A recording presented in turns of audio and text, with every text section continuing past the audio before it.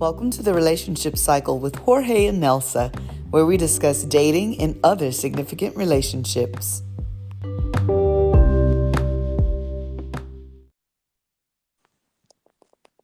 Good evening. Good evening. Hello, everybody. Welcome back to the Relationship Cycle with Jorge and Nelsa. And Puppy, tonight is fire, fire, fire. Excited for our show, dating and double standards. So, Oh man, let the fireworks begin. absolutely. So I want to jump in by asking you, our listening audience, would you date a short man, ladies, or a tall woman, guys? Do you think dating someone overweight is asking too much, yet you yourself have a body mass index over 30? So what is it? Is it a preference or is it truly a double standard, Poppy? Oh man. I think having our preferences is natural and something that we have a right to as well, right? Hmm. But I think we have to be aware of what someone can control and what someone can't control, right? Hmm. So for example, if a man is short, uh a lot of women tend to kind of dismiss a man that is short just because of his height, not because he's not a good man per se, which is okay, right? But at the same time, also women have to be respectful and mindful that, hey, I'm not his type. And that's okay too, right? Whether it be because of your physique or because, you're a few pounds extra, whatever, that man is also, that short man or tall man is also entitled to his physical preferences as well, right? But oftentimes men, particularly short men, right, they get dismissed because of their height. But then if a woman gets dismissed because of her, body or size or whatnot, then this is where the insensitive and body shaming stuff comes into play, when also condemning someone who is short is also body shaming. Right, right. Um, one of the things that I looked at, I just looked at some clips, to tell you the truth, on YouTube. Just some were kind of funny, some were some old Kevin Samuels, um, just to get the other side, right? Because I know what I've said as a woman, what my friends have said as women, but I wanted to hear what men are out there saying because, you know, this new, view of equality is very enlightening for me. I'm kind of from an old school generation. I'm a Gen Xer, and so we kind of grew up with sort of very defined gender roles, but we are now in this new dating pool with this blend of what you grew up seeing and thinking versus this new school dating mentality. And so I was kind of curious, and there seems to be quite a bit of men um espousing the idea, um well, women, you say, um you like to date an older man, but if a man does it, this was one of the clips, but if a man does it, it's creepy. You say a man has to be in shape, he has to have so much money, he has to have this and that, the other. But if a man wants a woman to bring looks, stability, money to the table, then he's weak. Um, so it's kind of interesting, this dialogue that's going on now about what is, what should be our standards in a relationship and dating, and what is reasonable and what is unreasonable. Like you said, a man's height can't be helped, right?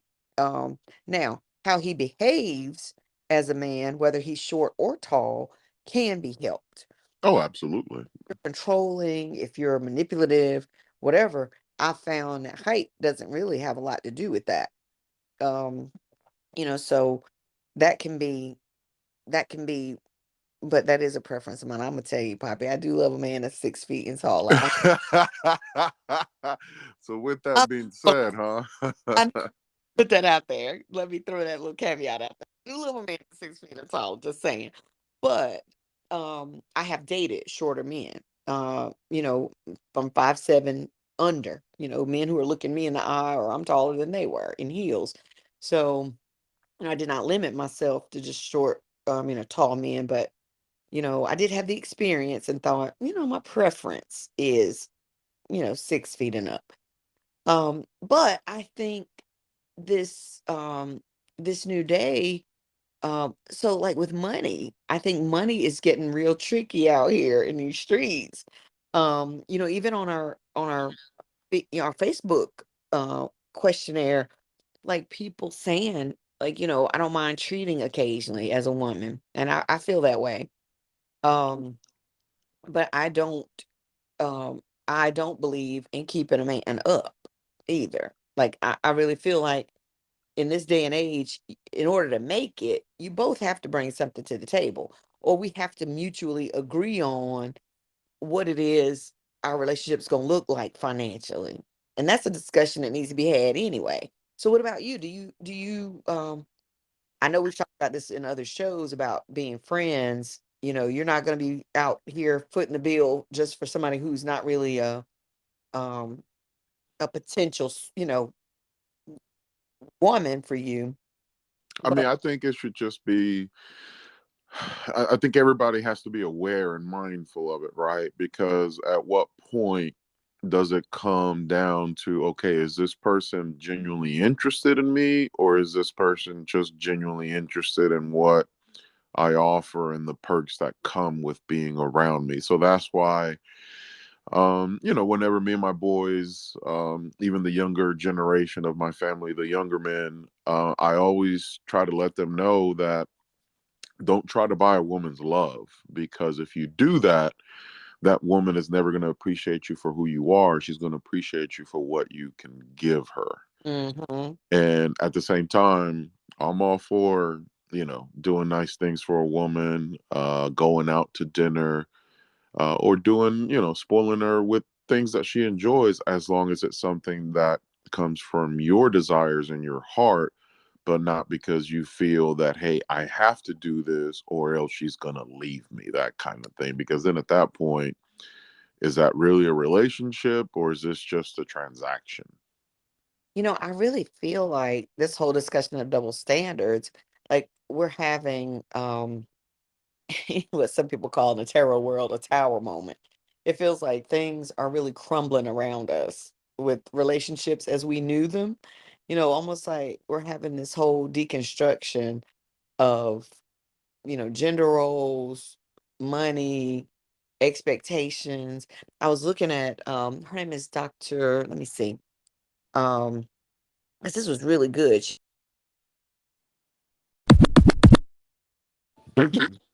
We're back. We're back, everybody. Sorry for the technical difficulty.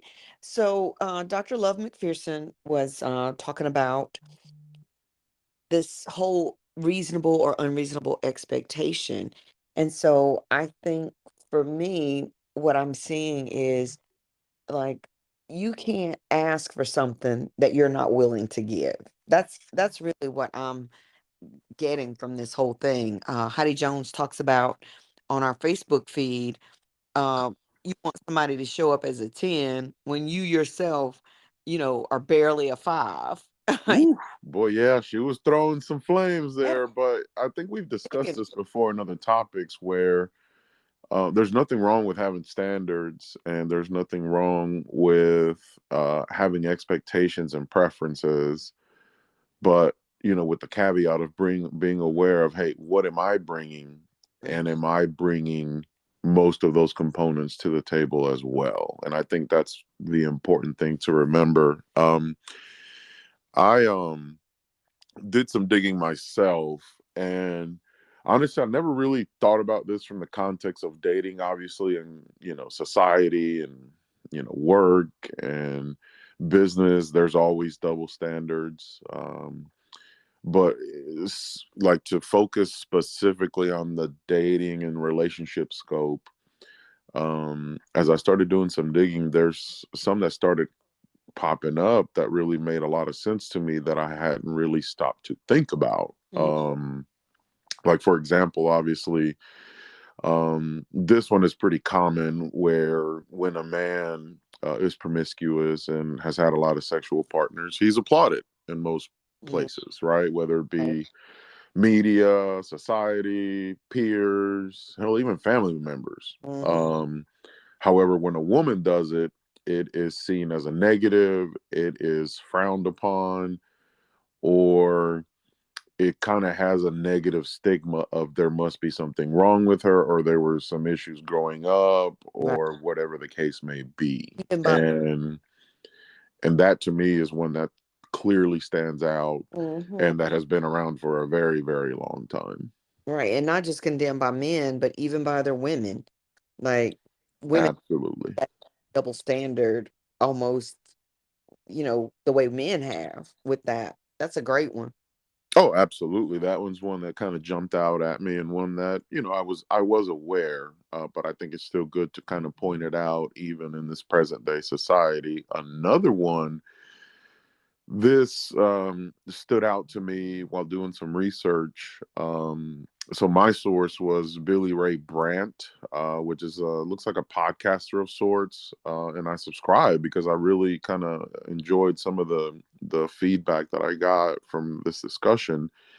And they also made a reference to virginity, because when it's a female who's a virgin, that is celebrated, that is applauded, and that is something that is sought after. And obviously, frankly, it's become a rarity nowadays. Now, when a man Mhm. is a virgin, that is frowned upon, and by men and by women, because I have heard women who get turned off when they run into I don't know, a guy in their mid 20s or late 20s who's still a virgin, because number one, the religious principles maybe aren't there, or they're not a virgin anymore, obviously, or they feel that, hey, I don't want to have to teach this man everything and anything, because then it kind of feels like we're getting back to high school again.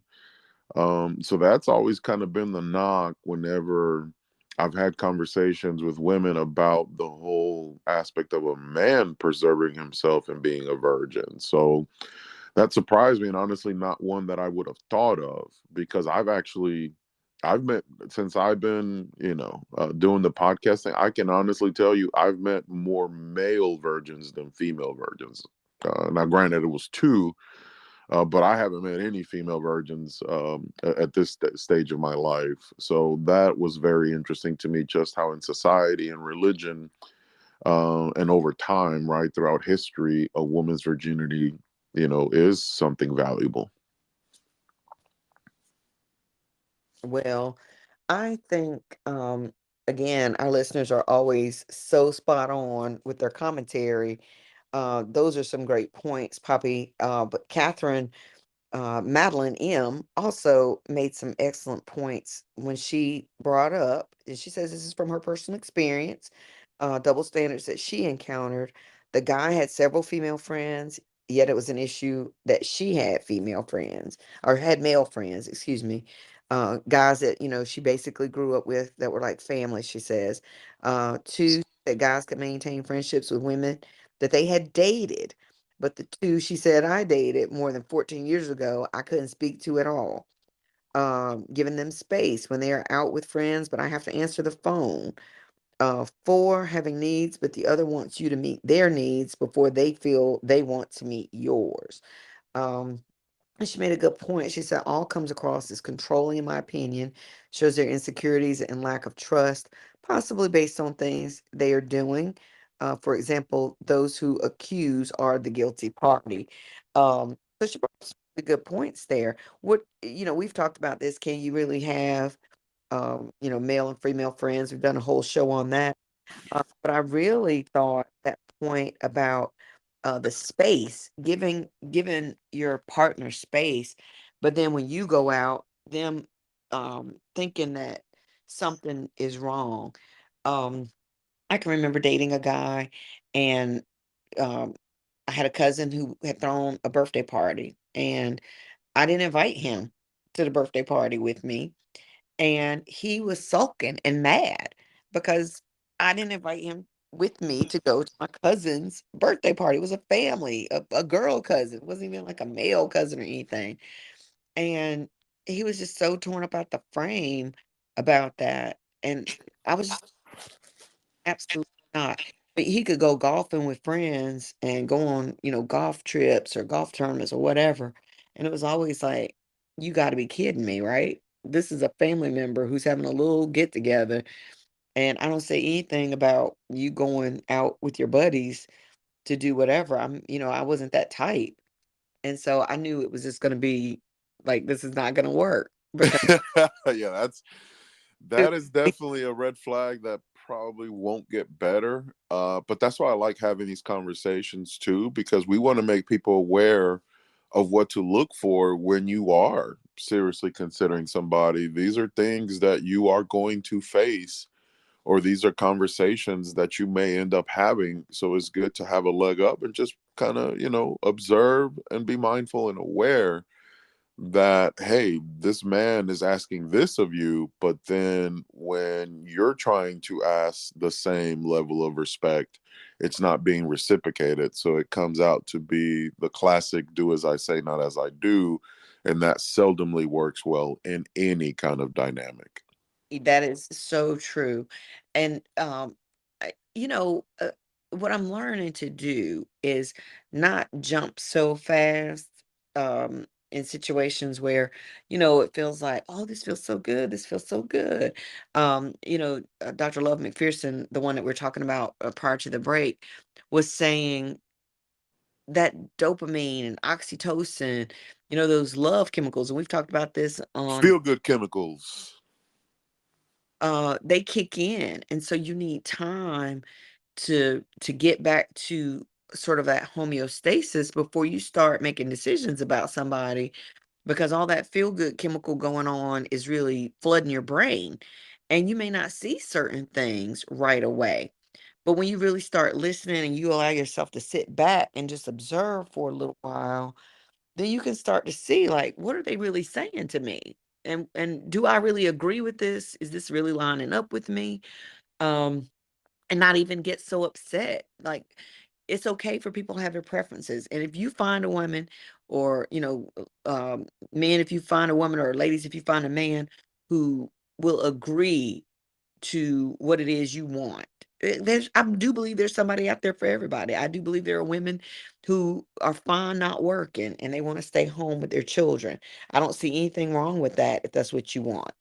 But don't try to make someone be what you want and that's not what they want too, because that's going to be a house that's going to be divided against itself and it's going to fall. You're never going to have a healthy relationship with one person forcing the other one to do and follow along with the one, and the other one always has to compromise and always has to be or do something that they don't want to do or be. No, I agree. I think it's all about being mindful, right? And being self aware.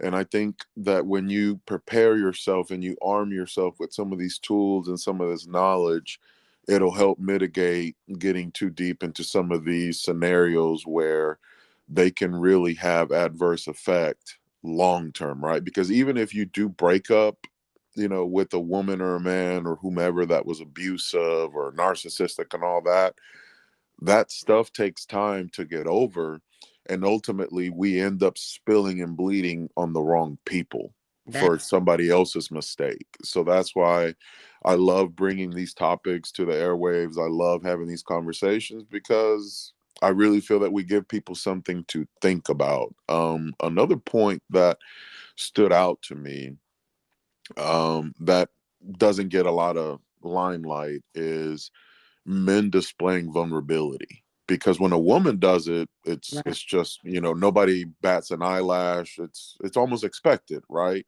Hmm. Because women are considered the more emotional beings. But if a man cries in front of a woman for whatever reason, for some women that can be a very powerful thing, and not in a good way, Right. because Off-putting. men, yeah, it can be off-putting because men in society, right, we've been told, hey, men don't cry, right? There's no crying in baseball, right? or a lot of men tend to suppress their emotions and their feelings, right? So this whole idea that if a man cries, he's weak or, not strong enough, but it's okay when a woman cries. That part. Um, and I think that's a good point you're bringing up too, is like the impact of these double standards on a relationship. So that was something that I looked, because we know how we feel personally. Um, but some of the things that I found, like looking at betterhelp.com, online therapy, um, it's not healthy. Resentment builds up. You really do damage to the relationship long term with that imbalance of power, with responsibilities, people disrespecting each other because, one person feels like they've got more power in the relationship than the other. Um, there's just so many things that create such a toxic environment when you enter into an agreement with somebody with these double standards at play. And honestly, I can say for myself, I wore a mask in several relationships because I felt like I needed to try to give the person what they wanted, and it wasn't really all me. I won't say that I was false. Like I didn't lie about who I was being, but I was withholding some of who I was. I didn't let them see all parts of me, only some parts of me. And again, that's still not the truth of me, right? If you can only have parts of me and I don't show you everything, either I don't feel safe that you're going to accept that, or you've already told me you don't want that and I'm hiding out. And so, you know, that's still not good. You know what I mean? It's not a good situation. And so I think, again, if you can't have an honest conversation about what you're looking for up front, when you're starting to, kind of get to know each other on those first get to know you dates or conversations, like, why are we wasting each other's time when there's somebody out there who is willing to meet whatever that standard is? No, agreed. And sometimes, for some people it takes time, right, before they start to kind of open up on some of the Mhm. deep stuff, right? So I get it, because you don't want to go on a first date and start talking about some heavy stuff that maybe you yourself weren't even prepared to discuss, but maybe you've had a couple of too many drinks, and we all know when people have a drink in them, they tend to kind of slip up and tell you everything that's on their mind. But I've had male friends tell me that because of prior experiences, that they will never be completely vulnerable to another woman, and that the root of that was because they felt that when they became vulnerable and they opened up and they shared some of their struggles or trauma, or even mental health issues, right, they felt that the woman either shunned them or saw them differently or treated them differently, or just didn't feel the same level of respect that men also like, and obviously women too. But that was interesting that they both kind of mentioned the same thing, that the moment that they started to open up and become vulnerable to this woman, that was almost in essence the beginning of the end for them. Mm. And that's strange. Like, there's so many people, again, that's why you can really find what you're looking for if you're upfront and honest. Well, I say that, but then there's some people who want mystery and, you know, don't be so don't be so direct.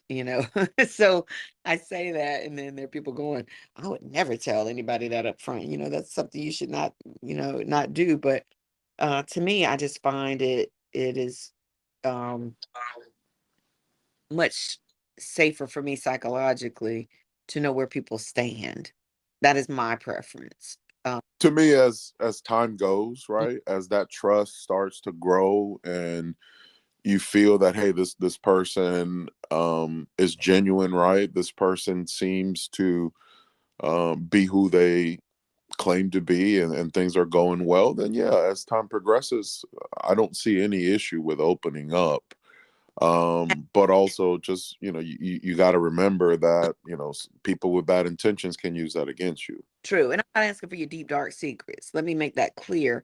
But what I am saying, I feel like this, like if you know you are a more traditional person, um, there's that exists. Like couples, that, you know, they have a different way of operating in the world. I guess for me, this whole notion that you've got to, you know, be out here with such a cloak and dagger agenda in your dating life, like that does not make sense to me. Or you keep going in a pool with people who don't represent what you say you want. Mm, It, interesting. okay, so for instance, and this is a wildly exaggerated notion, right? But you say you want someone who's in shape, but everyone you date is 100 pounds overweight. Like, quit saying that because that's not what you keep picking. Yeah, that's a good point. Sometimes we like what we like, and then sometimes, right, you meet someone and then, you feel like that compatibility and chemistry, even though maybe they're not your ideal type physically, right? Or you could say, hey, you know what? If this person, got himself in shape, man, this person, would look incredible. Because obviously, we've seen people go through transformations nowadays in the world of social media and diets and so many different ways to approach that sometimes the personality and the chemistry is just so strong that, hey, you're okay with, a person not being, an IG model or whatnot, as long as, they're relatively healthy. One thing, that I will say regarding that, right, is, I'm not for the whole body shaming thing, but I'm also not here to celebrate diabetes either and making it seem like it's cute, and cool. And that to me health, right, is something that I do regardless of how many food posts I put on my social media. I assure you, people, I work out a lot. There's a reason why I eat like that, because I put in the work to eat like that. But to me, this concept that, hey, this person's overweight, let's celebrate it and not say, hey, you got to be careful, before you get yourself in trouble and then you start, getting on all these medicines at age 40 something. Right. Exactly. So, and again, the moderation and everything. And I guess, I'm being really ridiculous. I'm pushing this hard because again, vocabulary.com says a double standard is an unfair evaluation of somebody. You say somebody has to have this, but then you don't hold that line for every group, and Interesting. not even for yourself all the time. So I guess again, like, you know, a preference is one thing, but holding an expectation and evaluating somebody and holding judgment over them and withholding or excluding them from the potential of, like you said, maybe you're not in the best shape, you're not a perfect 10, but you are, you know, a decent person. And we've gotten so far into I guess the externals of a person nowadays too, with social media. It's all about the trappings of a person. um when do you get to the core of who they are and what the compatibility rating is? How do you get to that level when all you keep looking at is this ridiculous list that you've created as maybe a kid or watching rom-coms or something? you know that's the idea that we have of perfection. I was looking at something, as a matter of fact, it was really funny. Not funny, haha, but ironic.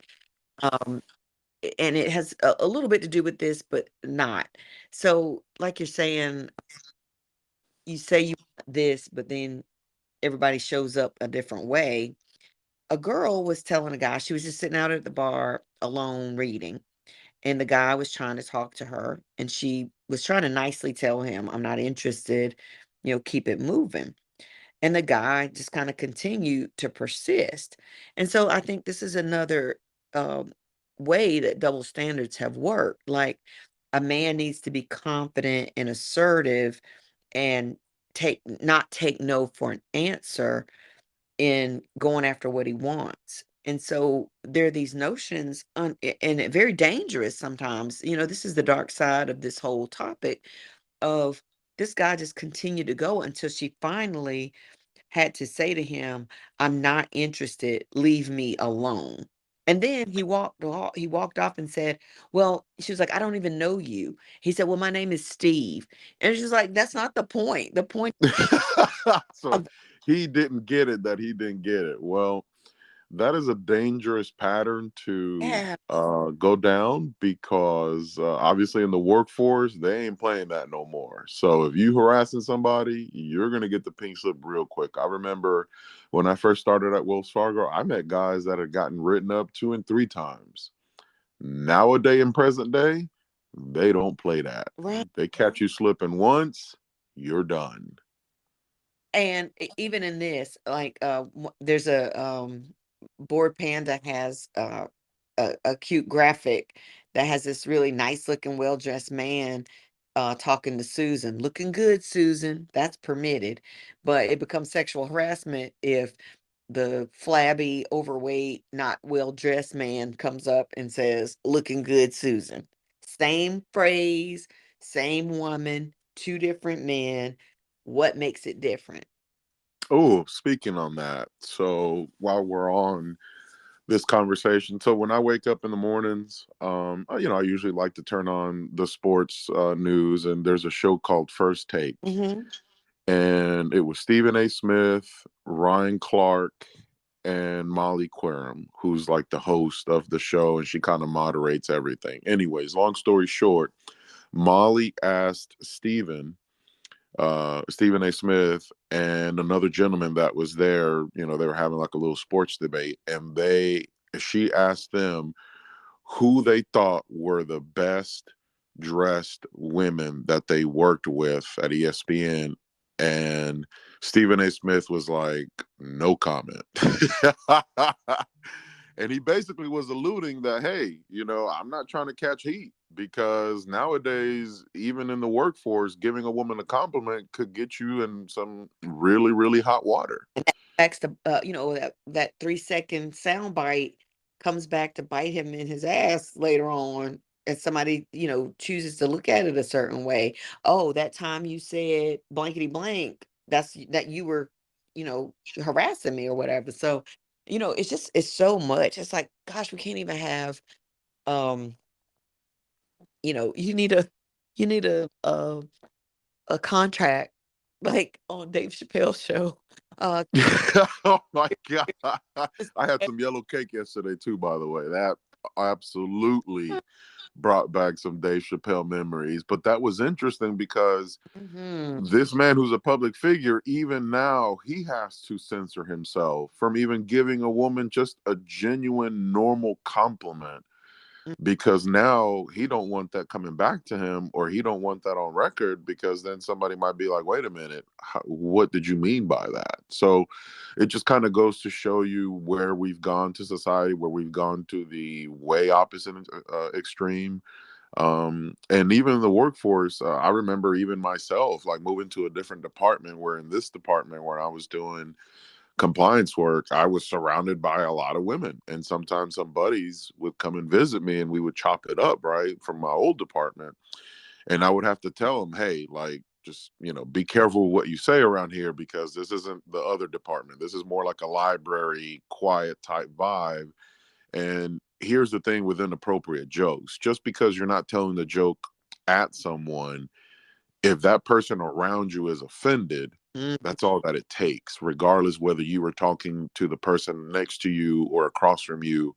If somebody in that vicinity took offense of whatever joke you said, whether it was sarcasm Mhm. or just trying to be cute or you were just being an idiot. Either way, that's not going to dissolve you, at least in this day and age, with where we are as far as with that kind of behavior. Right, and the workplace is supposed to be neutral territory, a safe zone, if you will, and if you're if you're doing anything that people hear or witness, not just you doing it to them directly, then it's, um, you know, it's like secondhand smoke. I'm still catching that feeling of being unsafe. You've created a hostile work environment for me as an observer, not just you firsthand saying something out of pocket to me. So, I just feel like this is definitely been a great topic for dating, but also just in general with relationships, the way we usually, consider all things on the show. Everybody has multiple layers of relationships. Um, Not just the dating relationships that we're in. And so we hope that everybody's been able to glean something from this and, just to really think about like what do you really want? And just make sure you're again communicating that in a way um that you can get what you want from the right person because it's not that maybe what you want is not unreasonable um in and of itself. It just might be you're asking the wrong person. Yeah, so I think it's, me personally, right? Just I can just speak from my personal experience. I always like to try to, do different approaches, right? Just to see if one gives me better results than the other, or just to kind of see, hey, let's see what comes out of this. And sometimes it's literally trial and error, and I have no idea. It might work to my benefit, it may not. But it's good to be aware that, hey, you know what, I've been doing this for a couple years, hasn't really yielded me much results, or hey, I've been on this dating app for the last 3 years and it hasn't yielded me any personal results. Maybe it's time to try a new dating app. Who knows, maybe a certain dating app might be more geared to what individual or what your taste is. So something to be aware as well, that it's good to sometimes kind of think outside the box and get a little creative, even with your dating, but at the same time, not be hypocritical, right? Because if you're going to condemn and criticize someone for something that they have zero control, but then when a man puts you aside, right, or calls you out for something that you really have no control, then what are we talking about? Right. Absolutely. Just good stuff, Poppy. Always a fun time. Thank you to our Facebook followers who, chimed in. We didn't get to do everybody's comments on here, but if you go to Jorge Medina on Facebook, you can look up that thread. It was very interesting. Oh, it was in fuego. It was lit up. As soon as I rolled it out, people had definitely something to say. And that was just from a dating perspective. We didn't even go down the rabbit hole of just society as a whole, which is littered and full with double Oh standards. my gosh, so many. I'm telling you, you will get some good stuff. Uh, But again, thank you guys for following us. A new year. It's the first podcast of 2024. So we appreciate you guys for showing us love, support these past few years plus. It's been a blessing, and we will continue to work and improve and bring you quality conversations and conversations that make you think and make you wonder. mhm. Until next time, everybody. Buenas noches, mi gente.